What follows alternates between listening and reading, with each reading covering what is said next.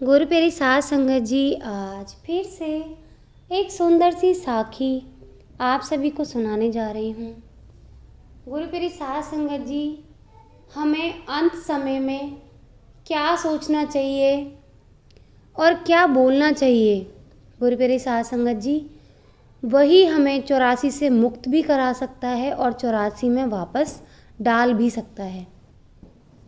तो आइए गुरु प्यारी साध संगत जी, सुनते हैं ऐसी ही एक सुंदर सी साखी। गुरु प्यारी साध संगत जी, ये कहानी है गुरु नानक देव जी की। एक बार गुरु नानक जी सच्चे पातशाह रावी नदी के किनारे बैठे हुए थे। वहाँ पर सेठ दुनीचंद आया। गुरु जी के दर्शन करके उसका मन मोहित हो गया। उसने पास ही बैठे मर्दाना भाई से पूछा कि ये कौन है। तो मर्दाना भाई जी बोले कि ये जगत गुरु गुरु नानक देव जी हैं। सेठ बोला, आप मेरे घर भोजन करने आ सकते हैं, आज हमारे पिता का श्राद्ध है। गुरु नानक जी ने बोला कि ठीक है, हम आ जाएंगे, अपना पता बता दो। मर्दाना जी बड़े हैरान हुए कि गुरु नानक देव जी तो किसी का भोजन मानते नहीं, आज कैसे मान लिया। सेठ दुनीचंद ने कहा कि महाराज, मेरा एड्रेस किसी से भी पूछ लीजिए, यहाँ सबसे अमीर मैं ही तो हूँ। संतों, सतगुरु को घर बुला रहा है, ये नहीं कह रहा सतगुरु ये घर तो तेरा ही है, मेरा है ही क्या, तूने ही तो सब कुछ दिया है। बड़े घमंड में बोला नानक जी से। गुरु प्यारी साध संगत जी, फिर बोला सेठ दुनीचंद, फिर से बोला कि यह नगर में 1 लाख मोर हो ना किसी के पास, तो अपने घर के आगे एक झंडा लगा देते हैं। मेरे पास 12 लाख मोर हैं, 12 झंडे लगे हुए हैं मेरे नाम के। किसी से पूछ लेना सेठ दुनीचंद का घर कहाँ पे है, आज वहाँ बहुत लंगर है, आके खाना। तो उसने नानक जी को बड़े ही घमंड में न्योता दे दिया। लेकिन गुरु नानक जी कभी भी किसी की बात का बुरा नहीं मानते थे। वो बच्चा समझ के ही माफ़ कर दिया करते थे। उन्हें लगा कि ये बच्चा थोड़ा सा हठी है, इसलिए ऐसी ही बड़ी बड़ी बातें कर रहा है। फिर भी उनको पता था कि उसको दुनीचंद को तारना है, इसीलिए अपने बच्चे दुनीचंद के यहाँ चल पड़े। हालांकि गुरु नानक जी किसी के घर का खाना नहीं मानते थे, लेकिन अपने बच्चे को तारना था, उसका कल्याण करना था, इसलिए चल पड़े लंगर के बहाने। सतगुरु सच्चे पातशाह ने तो तारना ही था। मर्दाना जी से कहा, चल मर्दानिया, आज इसी का नंबर लगाते हैं, आज इसको तारने चलते हैं। सच्चे पातशाह सेठ के घर आए। वहाँ पंक्तियाँ लगी हुई थी। नगर के वासी लंगर भोजन कर रहे थे। 100 ब्राह्मण भी एक तरफ बैठे भोजन कर रहे थे। सच्चे पातशाह भी जाकर बैठ गए। सेठ ने कहा, आ जाओ, आप भी यहाँ बैठ जाओ। नानक सच्चे पातशाह ने कहा, पहले सबको खिला दो। सेठ कहने लगा, आप तो बड़े संतोषी हो, सब्र वाले हो, नहीं तो यहाँ लंगर बंटना शुरू होता है तो लोग एक दूसरे पर टूट पड़ते हैं। दुनीचंद को ये नहीं मालूम था कि वो तो तारनहार हैं, वो सिर्फ उसे तारने आए थे, लंगर तो एक बहाना था। वो गुरु नानक देव जी को एक साधारण इंसान समझ बैठा था। सच्चे पातशाह ने पूछा, सेठ ये लंगर किसके लिए लगाया है। सेठ कहने लगा, महाराज जी, ये मैंने अपने पितरों के कल्याण के लिए लगाया है, आज मेरे पिता की बरसी है ना। सच्चे पातशाह ने पूछा, तो पिताजी का कल्याण तो हो गया होगा।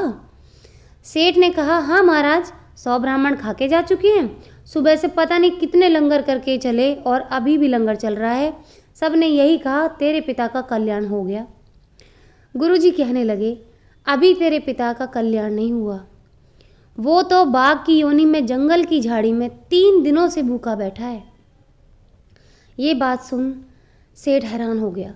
सच्चे पातशाह ने कहा, ये जो तूने मेरे लिए थाली लगाई है ना, इसे ले जा, वहाँ नदी के परले तरफ झाड़ में तेरा पिता बैठा बाघ बन के, मेरी थाली ले जा, हमने अपनी नज़र कर दी है, इस थाल में अभी प्रसाद बन गया। सतगुरु के पास दो तरीके से भोग लगता है। एक प्रसाद हम जो पदार्थ खाते हैं, एक गुरु लंगर चख लेवे या गुरु की नज़र हो जावे। सेठ को विश्वास नहीं हुआ, इतने सालों से श्राद्ध कर रहे हैं, किसी ने कुछ नहीं कहा, इन्होंने तो नई बात ही कह दी। पर सच्चे पातशाह की वाणी, गुरु नानक जी की नज़र देखकर सेठ कांप गया। कहने लगा, महाराज वो तो मेरा बाग है, कहीं मेरे पे आ न जाए।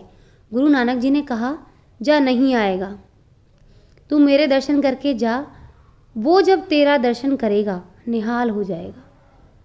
वो तेरा पिता है, ये उसे ज्ञान हो जाएगा।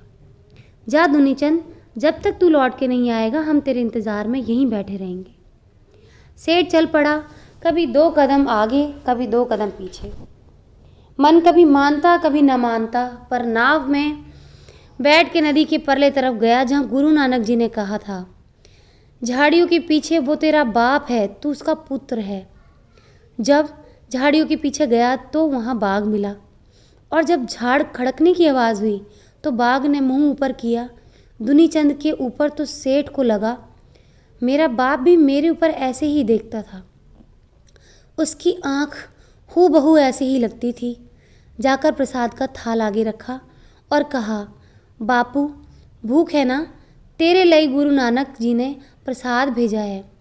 और जैसे ही उसके हाथ से प्रसाद खाया, वो बाघ का रूप त्याग कर जीवात्मा रूप धारण कर लिया और कहने लगा, दुनीचंद जल्दी जा, तेरे घर परमात्मा रूप नारायण आए हैं, उनकी कृपा से मेरा कल्याण हुआ, तू जा उनके चरण पकड़, कहीं वो चले न जाएं। उसने पूछा, बापू तू इस योनि में कैसे आया?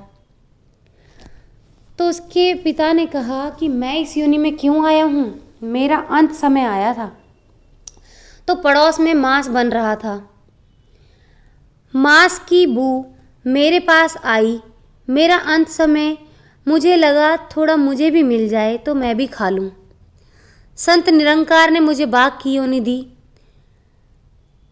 अब जितना मर्जी उतना मांस खा। तब निरंकार परमात्मा ने मुझे बाघ की योनि देकर मुझे मांस के लिए कह दिया कि अब जा, जितना मांस खा सकता है खा, क्योंकि अंत समय जैसा मन में ख्याल आ जाए नारायण उसी तरफ भेज देता है।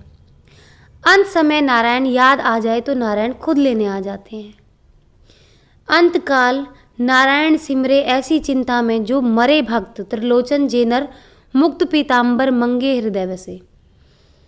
सेठ जब घर आया तो गुरु नानक जी के चरणों में गिर पड़ा, कहने लगा, सतगुरु आपने सच कहा, आज मेरे पिता का कल्याण हुआ। तो गुरु प्यारी साध संगत जी, ऐसा ही होता है, हम अंत समय में जो भी चीज़ याद करते हैं वो ही हमें 84 में रखती है और वही हमें 84 से मुक्त भी करती है। इसीलिए हमारे जो बड़े बुजुर्ग हैं वो हमेशा कहते हैं कि अंत समय में परमात्मा का नाम लो, राम नाम की रट पकड़ लो। इसीलिए गंगा जल भी पास रखा जाता है, ताकि वो इस जन्म से तो क्या हर जन्म से मुक्त होके उस नारायण में, उस परमपिता परमात्मा में विलीन हो जाए, ताकि उसको इस 84 योनि के धक्के ना खाने पड़े। तो गुरु प्यारी साध संगत जी, आज इसी के साथ इस सुंदर सी साखी को यहीं समाप्त करना चाहूँगी। मिलती हूँ आपसे अपनी अगली वीडियो में नई साखी और नए शब्द के साथ। तब तक के लिए सिमरन करते रहें, निस्वार्थ रहें, सच्ची सेवा करते रहें।